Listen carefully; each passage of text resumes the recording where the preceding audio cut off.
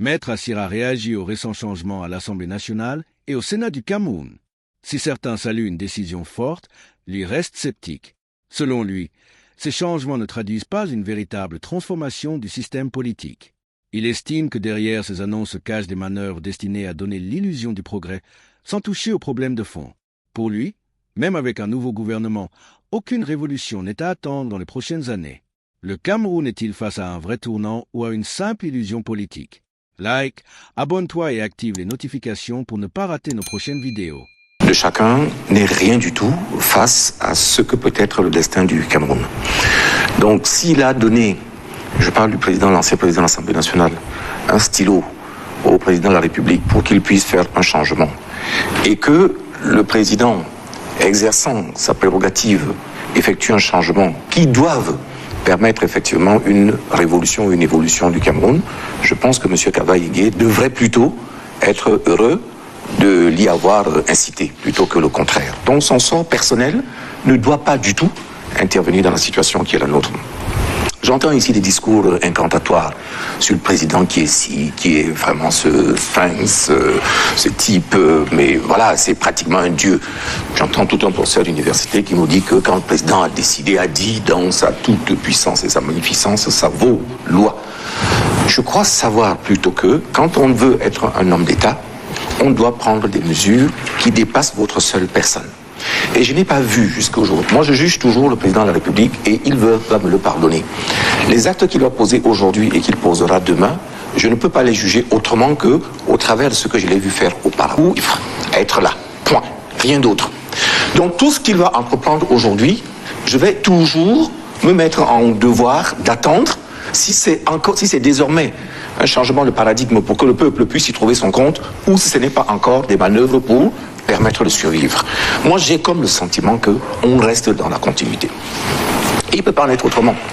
Rien de tout ce qui se passe aujourd'hui permet de nous dire que le président de la République, il avait le choix, il nous a indiqué ici, à l'occasion de, je crois, ça devait être le passage de M. Jospin, l'un des présidents de la République, il avait le choix entre aller au village et rester. Il a fait le choix de rester à son âge et autres, où tout le monde voit très bien que tout va à volo. Pas de conseil supérieur à la magistrature depuis 6 ans, un élément élémentaire, je ne parle pas des autres institutions. Sa présence lui-même, là où il faut être, est toujours objet de spéculation et d'aléas. Donc, si le jeune confrère, lui, ne veut pas parler de la question d'âge, on est bien obligé de la mettre sur le plateau. On voit très bien qu'on a choisi de le maintenir là pour des raisons qui ne tiennent pas toujours forcément à la prospérité du Cameroun. Peu importe, ce n'est pas seulement sur l'âge, je suis d'accord avec lui, qu'on va juger l'action de quelqu'un. Je veux bien voir un homme d'État, un chef d'État, dans les actes qu'il pose au quotidien. On nous dit que le fait d'avoir pris si vous regardez bien, le président de la République, je suis désolé, c'est un aspect que j'aime pas beaucoup aborder parce que d'abord je suis faible là-dessus, sur les questions ethniques et autres. Moi je considère que quand on a eu l'avantage de traverser peut-être un peu par les livres, par la culture et d'autres choses, les seuls éléments de sa région ethnique, on appartient à la grande famille, on va dire, Ekan Sud. Le Premier ministre est, on va dire, la grande région du Nord-Sud-Ouest anglophone. L'un des 2 autres postes est occupé soit par quelqu'un qui est originaire de l'Ouest et une autre personne qui vient du Grand Nord. Bien. Donc là-dessus, dans ce qu'on appelle un changement, une révolution, qu'on me dise qu'est-ce qui a changé déjà, rien que ça, en ne prenant que cet aspect-là. On a retrouvé les mêmes, sauf que là où il y avait avant quelqu'un qui était originaire du Grand Nord, on a mis l'autre, et puis on a juste fait ce jeu-là. Donc rien d'autre, je ne vois pas là-dedans l'acte qui me permet d'espérer qu'il va y avoir quelque chose de nouveau. Monsieur Biya continue à penser que il ne peut y avoir comme responsable pour diriger que les gens qui appartiennent au même clan, à la même origine politique, donc le RDPC. Dans tout ce pays, qui compte, on dit, entre 20 et 25 millions de personnes, avec des intellectuels, avec des gens brillants qu'on peut voir. Il n'a trouvé pour pouvoir continuer à l'accompagner que des personnes qui disent la même chose que lui, qui chantent tous les jours, que Paul Biya, voilà. S'il avait au moins, même simplement en faisant semblant, pris d'autres personnes qui venaient d'ailleurs, peut-être que là j'aurais vu l'acte de ce qu'on appelle un homme d'État.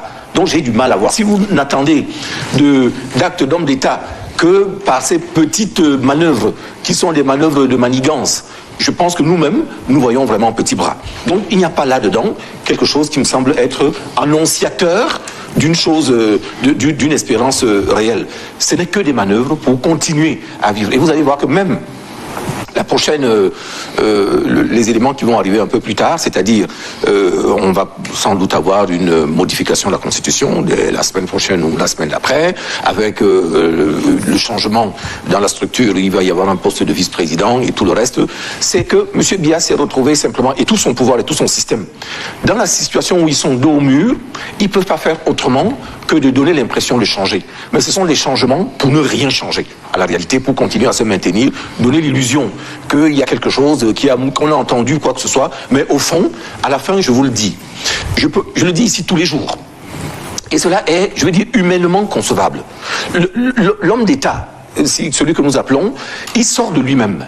Il se dépasse, il se transcende, il a une ascèse. Il n'y a rien dans ce que nous voyons.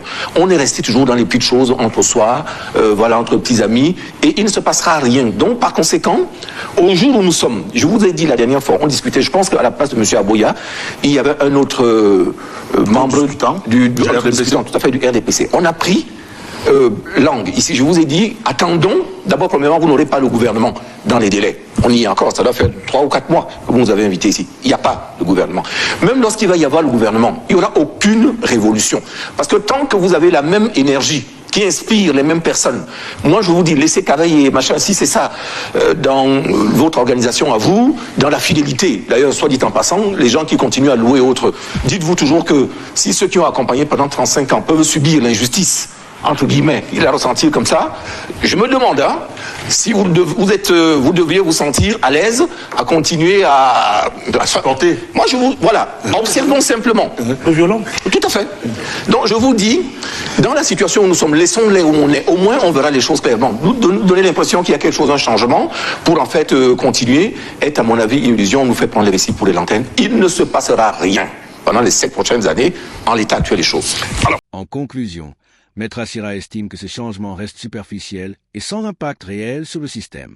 Pour lui, aucune transformation profonde n'est à attendre dans les années à venir, malgré les nouvelles nominations.